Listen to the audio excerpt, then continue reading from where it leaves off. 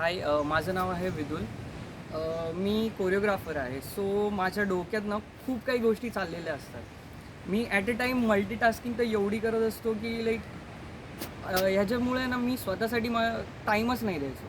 माझं स्पेस कुठेतरी हरवलेला आणि असं व्हायचं की मध्येच स्ट्रेस यायचं आणि सगळं ॲग्रेशन यायचं.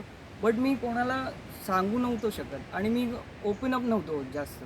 मी ते साठवून ठेवायचं आणि एक दिवस असं झालं की ते सगळं एक बबल कसं असं होतो तसं ते पॉप झालं. आणि बट तेव्हा माझं प्रेझन्स ऑफ माइंडने काम केलं आणि मला कळलं, अरे बाबा हे काहीतरी वेगळंच आहे. आपल्याला काहीतरी करायला लागेल. आपण ऑलरेडी पप्पांना सांगतोय, पण पप्पा लहानाचं मोठं केलं आहे पप्पांनी.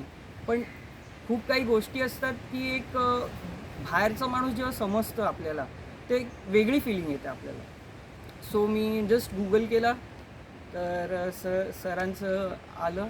तर पहिलं मी विचार केला की बाबा हा थर्ड पर्सन आहे. मी विचार म्हणजे लाईक माझे प्रॉब्लेम्स कसे शेअर करू. मी परत दुसऱ्यांदा कॉल केला आणि मी ठरवलं की बाबा हां, at least let's give it a try. आणि कारण की मी असं कधी कॉन्सेप्ट मी असं डोक्यात ठेवलाच नव्हता की मला कधी असं लागेल कोणतरी हे करायला. बट सरांशी भेटलो आणि पहिल्याच मीटिंगमध्ये जे आमच्यात जे कनेक्शन झालं, मी एवढा फ्री झालो की लाईक मी सगळं सांगतोय सरांना आणि विदाऊट नो फिअर, काही नाही आहे ते मस्त. आणि ॲक्च्युली बघितलं तर ना, ॲज अ कोरिओग्राफर माझं हे बघा, हे आत्ता पण हे चालूच असतं. मी कधीच काम नसतो, मी कधीच मला शांतता कळतच नाही असं. सो सरांनी सांगितलं मला की try to meditate, try this, try that. हळूहळू का होईना करत गेलो, हळूहळू होतं.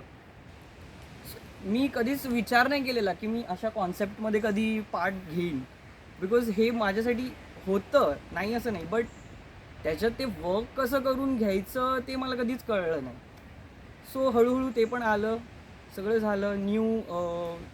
खूप खूप नवीन लोकांना तर भेटत असतो. पण एक बोलतो ना, एक सेम आयडिओलॉजी होणं आणि एक नॉर्मल लोकांना न्यू भेटणं, हे खूप डिफरन्स आहे याच्यात.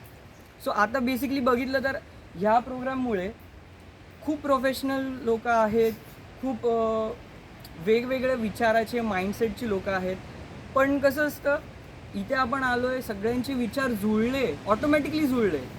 सरांनी जसं सांगितलं, आपण एकमेकांच्या ऑरामध्ये आलो आणि ते इनडिरेक्टली आपण मिक्सअप, जेलअप झालो.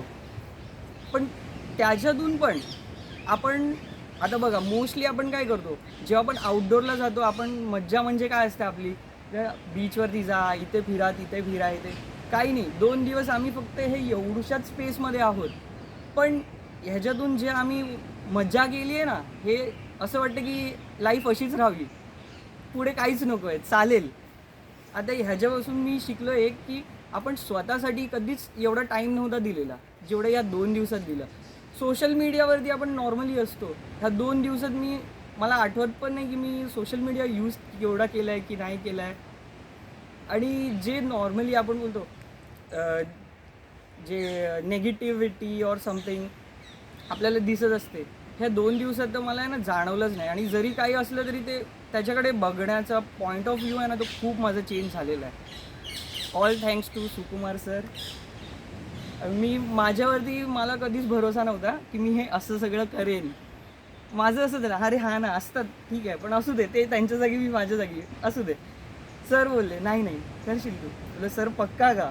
नाही नाही नाही करशील. असं असं म्हणजे दुसऱ्या माणसाला माझ्यावरती विश्वास आहे. मग मी विचार केला की जर ह्याला माझ्यावरती विश्वास आहे, मग मला माझ्यावरती विश्वास का नाही आहे? काय अडतंय?